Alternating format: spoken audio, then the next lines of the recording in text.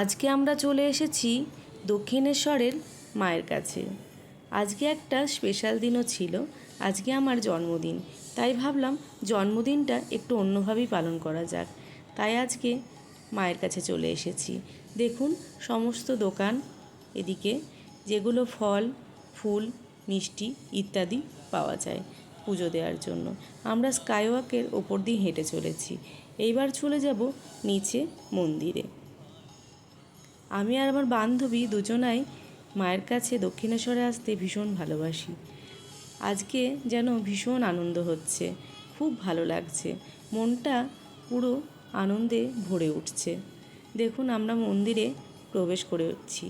এইবার আমরা নিয়ে নেব এখানে পুজোর কিছু সামগ্রী, যেগুলোতে মায়ের পুজো দেব। সেই জন্য একটা দোকানে আমরা ঢুকে গেলাম এবং ওখানে গঙ্গা জল দিয়ে হাত ধুয়ে নিয়ে নিলাম পুজোর জন্য ডালা।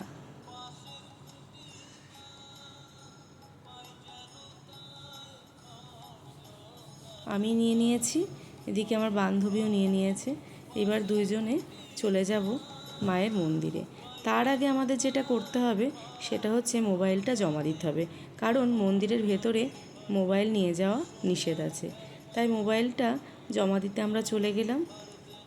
এখানে চলে এসেছি মন্দিরের কাছে। এইবার মোবাইলটা জমা দিয়ে আমরা মন্দিরে ঢুকে যাব। জমা দিয়ে ঢুকে গেছি মন্দিরে। মন্দির থেকে বেরোনোর পর দেখছি এত বৃষ্টি হয়েছে কি বলবো।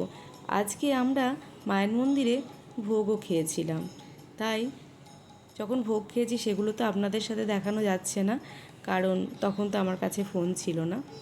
এইবার আমরা চলে এলাম গঙ্গার ঘাটে, যেখানে এলে ভীষণ ভালো লাগে। আর এই গঙ্গার জল মাথায় না নিয়ে কোনো দিনই বাড়ি যায়নি, যতবারই এখানে এসেছি। তো আজকেও তার অন্যথা নয়। আমরা চলে এলাম গঙ্গার ঘাটে। একটু আগেই ভীষণ বৃষ্টি হয়েছে, দেখছেন সমস্ত জলে ভর্তি। এইবার চলে গেলাম গঙ্গায়। গঙ্গায় গিয়ে মাথায় একটু জল ছিটিয়ে নেব, মনটা যেন শান্তি লাগে। আর মায়ের পুজোটাও ভীষণ ভালোভাবে দেওয়া হয়েছে। আর জানি না এখানকার ভোগও ভীষণ ভালো। মনটা খুব ভালো হয়ে গেছে আজকে। জন্মদিনে এই দিনটা যেন আরও ভালো হয়ে গেল। আমার বান্ধবীর জন্য হাতে একটু জল নিয়ে ওর মাথায় একটু ছিটিয়ে দিলাম, ও আর নিচেই নামেনি। খুব আজকে দুজনে মন ভরে মাকে ডেকে এসেছি, ভীষণ ভালো লেগেছে। আজকে দিনটা আমাদের দারুণভাবে কেটেছে। আসার সময় আমরা দুজনে কিছু ছবি তুলে নিলাম, তুলে আমরা বাড়ি চলে এলাম।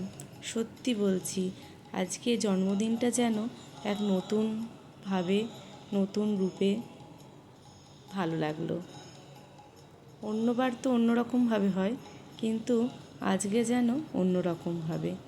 আজকে এই জন্য দিনটা খুব ভালো লেগেছে।